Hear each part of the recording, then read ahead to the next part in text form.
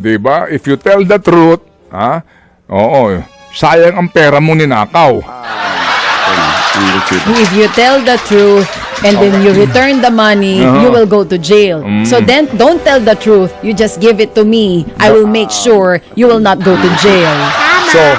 So mga kapatid, ang gulang, yung palang kagandahan dito, yung magsauli ng pera at mag-affidavit na nagsasauli ng pera ninakaw kasi hindi na siya makaka-atras. Girl, na may feelers daw at nabanggit yung mga pare.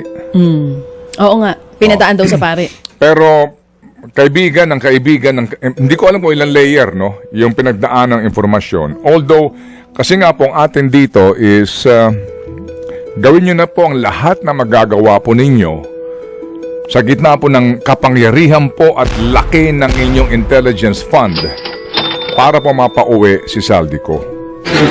Kasi hanggat yan po ay nandidiyan sa labas, hanggat yan pong starring na yan ay hindi umuwi dito, may pati si Gilon George Barcelona sinasabi niya, nasa abroad pa Kakakansela lang daw ng passport. Ngayon lang kinasila ang passport, etc. Kasi tayong lahat, inaabangan po itong taong ito.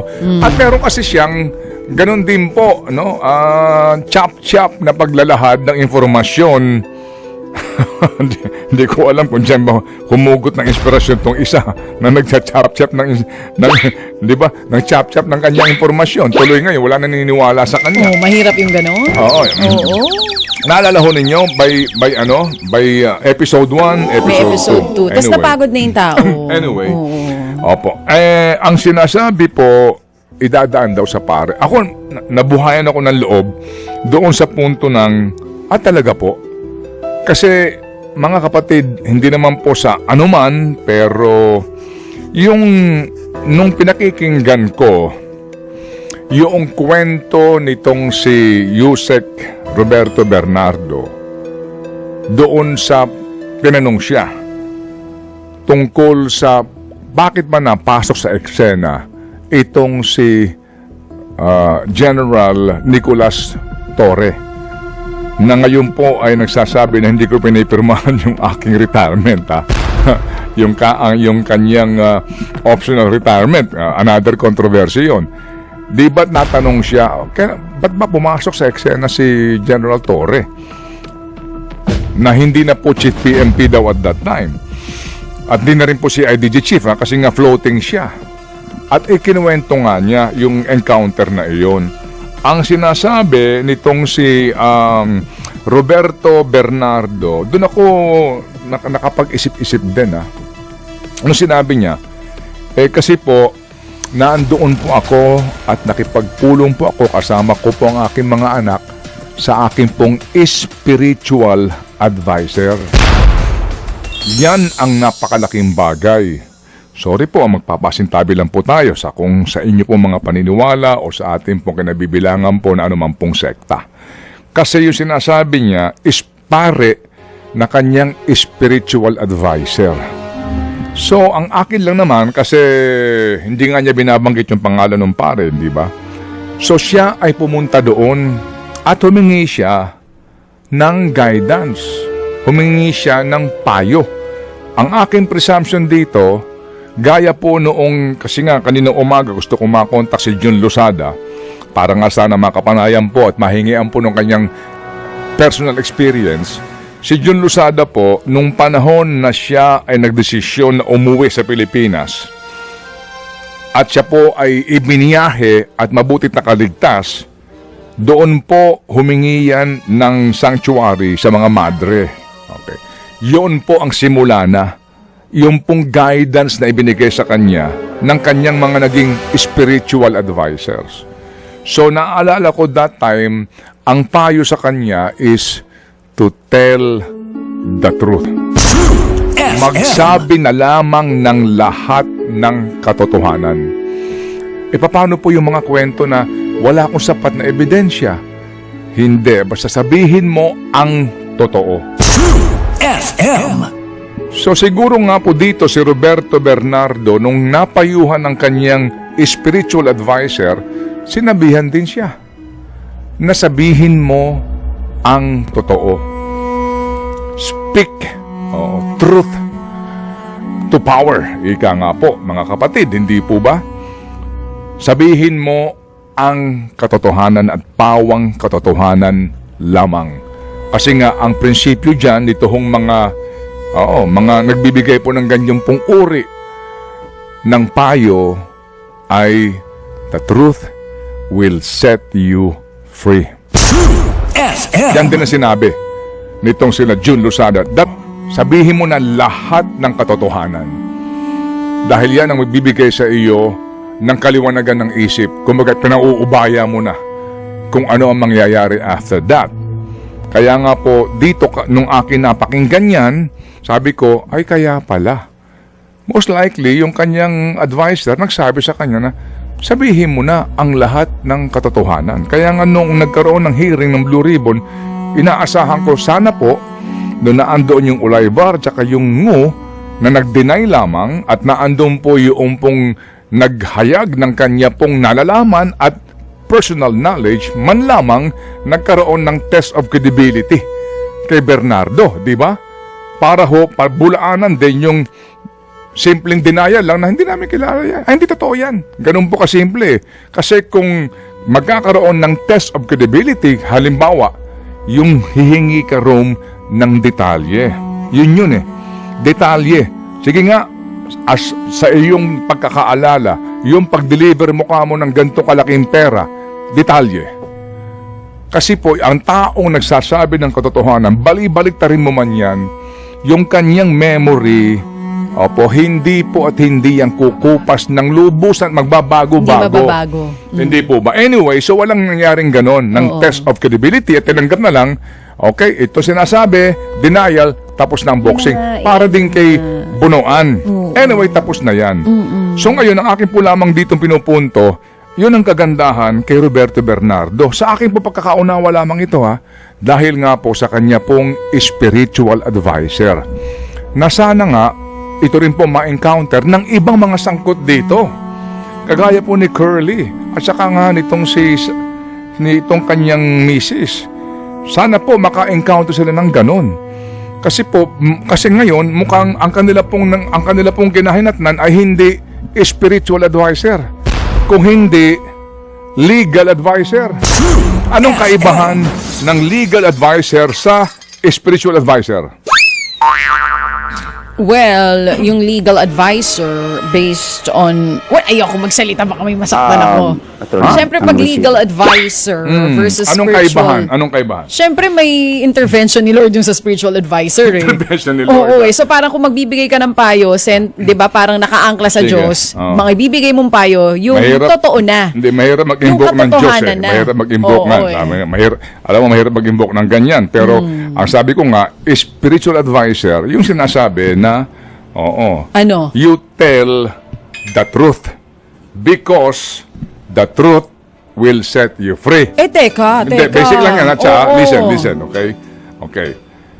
Si legal advisor. Spiritual advisor, you tell the truth because the truth will set you free.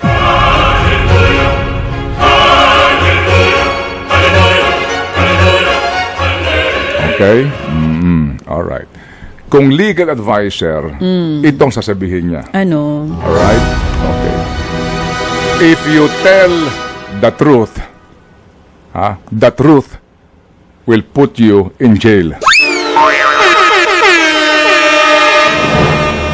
So, kung ikaw si legal advisor, sandali lang. Hindi mo siya advise ng gano'n. Sandali lang.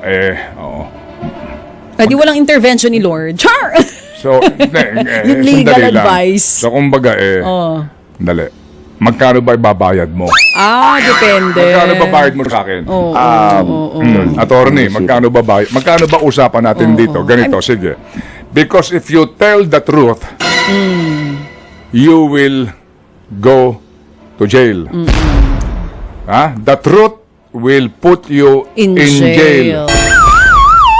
So, well, depende sa taktika ng abogado. Anong taktik? Kasi pwede naman kung ako abogado, pwede ko sabihin sa aking kliyente Na alin? na, well, if you tell the truth, you might go to jail.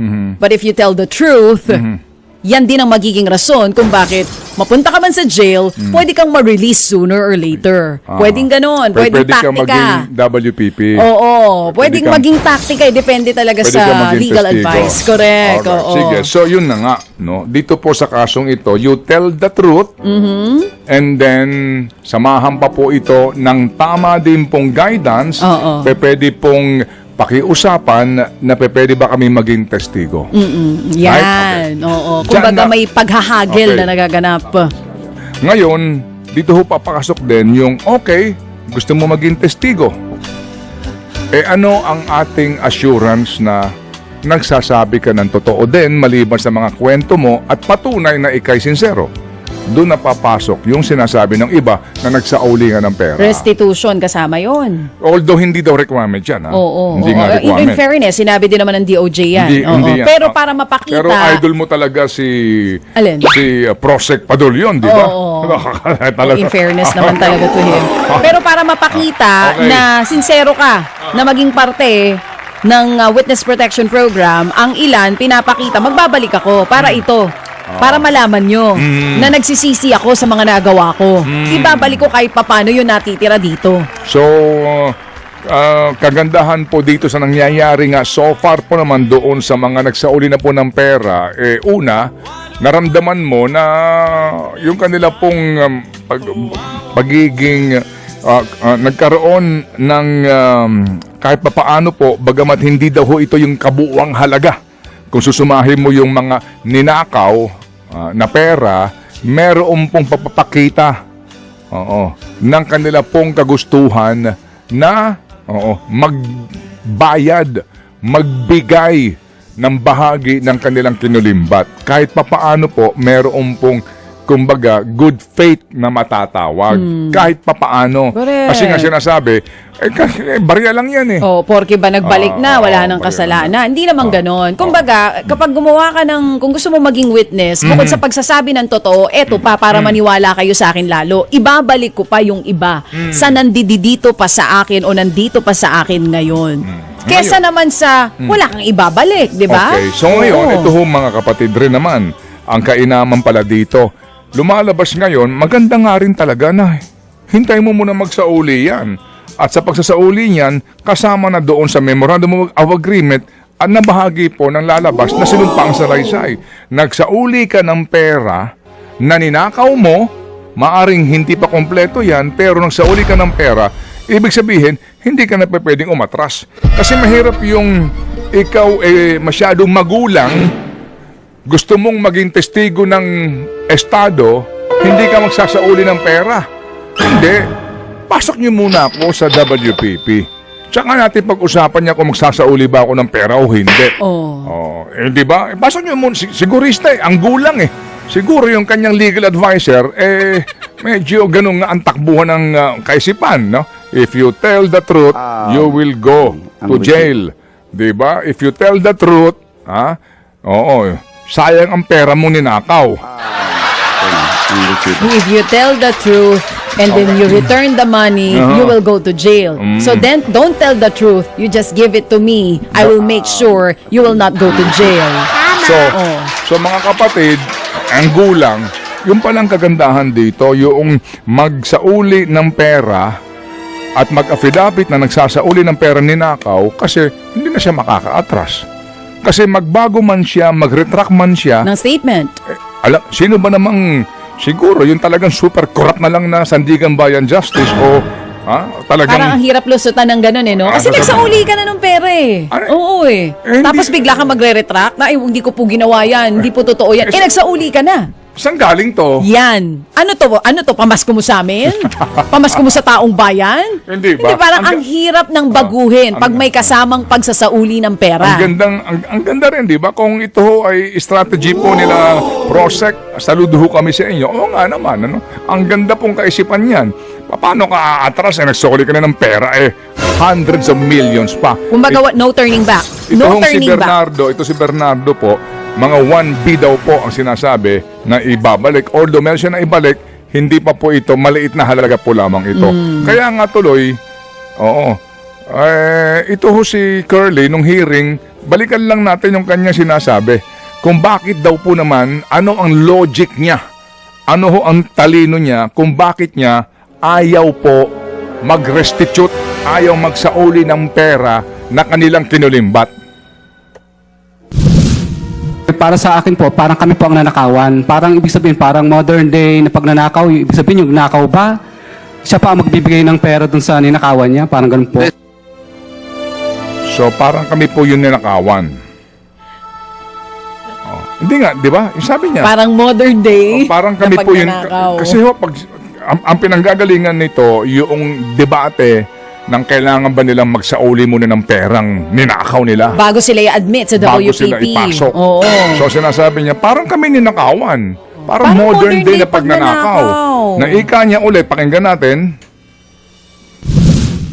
Para sa akin po, parang kami po ang nanakawan. Parang ibig sabihin, parang modern day na pagnanakaw, ibig sabihin yung nakaw ba, siya pa ang magbibigay ng pera dun sa ninakawan niya, parang ganun po. Okay, nakita mo, klaro yan ha.